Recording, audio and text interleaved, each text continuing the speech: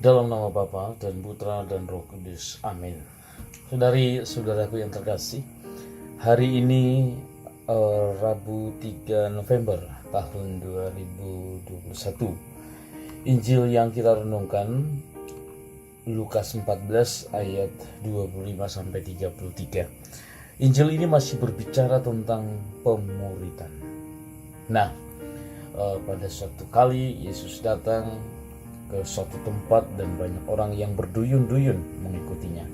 Nah, ini lalu digunakan Yesus untuk menjadi sebuah kesempatan mengajar para muridnya. Dia berkata, jika seseorang ingin datang kepadaku dan tidak membenci bapaknya, ibunya, istrinya, anak-anaknya, saudara-saudaranya laki-laki atau perempuan, bahkan nyawanya sendiri, ia tidak dapat menjadi muridku.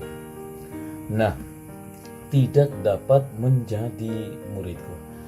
Jadi Yesus saat ini menuntut komitmen yang lebih besar dalam mengikuti Dia, dan komitmen itu harus jauh lebih besar daripada keterikatan seseorang dengan anggota keluarga, dengan ayah, ibu, istri, dan anak-anak.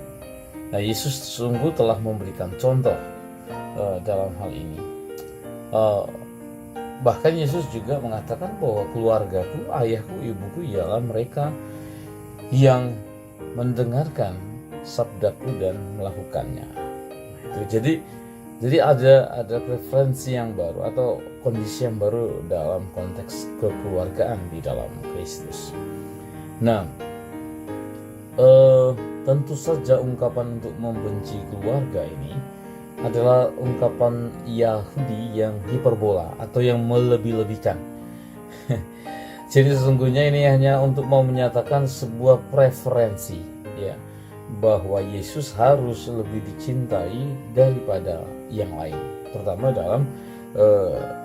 terutama keluarga mereka. Bahkan juga Yesus harus lebih dicintai dari hidup mereka sendiri. Nah, tentu para saudara-saudara yang terkasih, ini lalu tidak mau mengatakan kepada saya dan Anda supaya kita lalu membenci orang tua kita, lalu kita tidak menghormati mereka lagi, tidak, ya. Tentu kita juga harus memiliki hubungan yang baik dengan anggota keluarga kita. Yang kedua, Yesus bilang hari ini bahwa setiap murid yang mau mengikuti Dia harus memikul salibnya sendiri dan mengikuti Yesus. Nah, ini berulang kali Yesus katakan bahkan di dalam perikop-perikop yang sebelumnya. Nah, justru pengorbanan diri itu merupakan cara bagi setiap orang untuk menyelamatkan nyawanya. Nah, di sini kemudian lalu Yesus sebelum menyebutkan syarat yang ketiga, lalu Yesus mendukung kedua perumpamaan ini, pengajarannya ini dengan dua perumpamaan yang singkat. Nah, menurut kedua perumpamaan ini, orang perlu untuk duduk terlebih dahulu berunding. Mengikuti Yesus bukanlah sebuah keputusan yang dibuat dengan enteng atau dengan mudah. Dalam perumpamaan pertama tentang membangun menara, masalahnya apa? Biaya. Ya, jadi kita harus memiliki sumber daya keuangan yang cukup untuk menyelesaikan proyek, atau nanti kita malah ditertawai oleh orang lain. Nah, pesan perumpamaan ini tampaknya paling mendukung, ya, syarat ketiga pemuridan yang disebutkan dalam perikop ini ayat 33. Jadi diperlukan pertimbangan sebelum menyerahkan hartanya untuk mengikuti Yesus.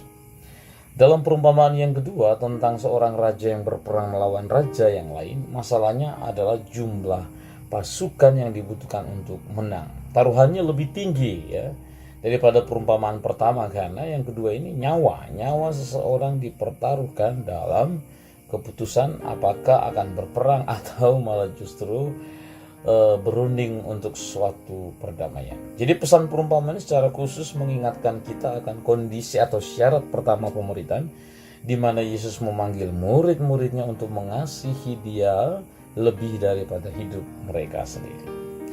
Para saudara, karena konteks perjalanan Yesus ke Yerusalem, beberapa penafsir menafsirkan perumpamaan ini sebagai penerapan dalam beberapa cara untuk Yesus.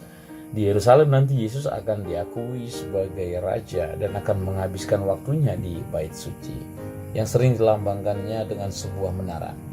Meskipun rincian interpretasi seperti ini sulit dipilah, tapi sudah pasti referensi ke salib itu juga masuk dalam syarat pemuritan, menunjukkan bahwa hal ini juga berhubungan nanti dengan kehidupan Yesus di Yerusalem. Nah, lalu kemudian pada ayat 33, Yesus melanjutkan dengan syarat ketiga pemuritan, bahwa seorang murid itu siap untuk meninggalkan semua miliknya. Nah, jadi orang harus dengan bebas menjual harta benda mereka, kepemilikan mereka, dan memberikan hasilnya kepada para rasul atau kepada orang-orang miskin, atau dibagikan kepada orang-orang yang membutuhkan, ya. Dan hal ini akan tampak jelas dalam kisah para rasul, ya, tentang cara hidup jemaat yang perdana. Secara umum Yesus selalu meminta para muridnya untuk melepaskan diri dari milik mereka. Nah, lalu kemudian ayat 34-35 tentang garam yang kehilangan rasa dan dibuang, merujuk pada mereka yang gagal membuat komitmen radikal yang baru saja disyaratkan Tuhan, yang baru saja disampaikan Tuhan. Garam hambar itu seperti benih yang gagal menghasilkan buah, murid yang tidak menghasilkan buah. Bahwa Yesus selalu mengingatkan kita untuk itu, bukan lalu membuat Anda dan saya kita semua menjadi putus asa, tapi justru makin menantang diri kita untuk berani keluar dari kepemilikan, bahkan mengorbankan hidup kita untuk Yesus dan kerajaan. Siapa yang memiliki telinga untuk mendengar, hendaklah mendengar.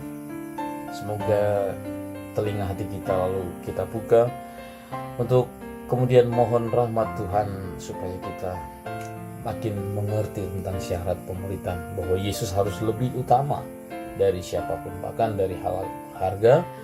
Yang kedua, bahwa orang harus melepaskan diri dari hak milik mereka. Dan yang ketiga, bahkan mereka harus melepaskan diri, bahkan rela mengorbankan nyawanya.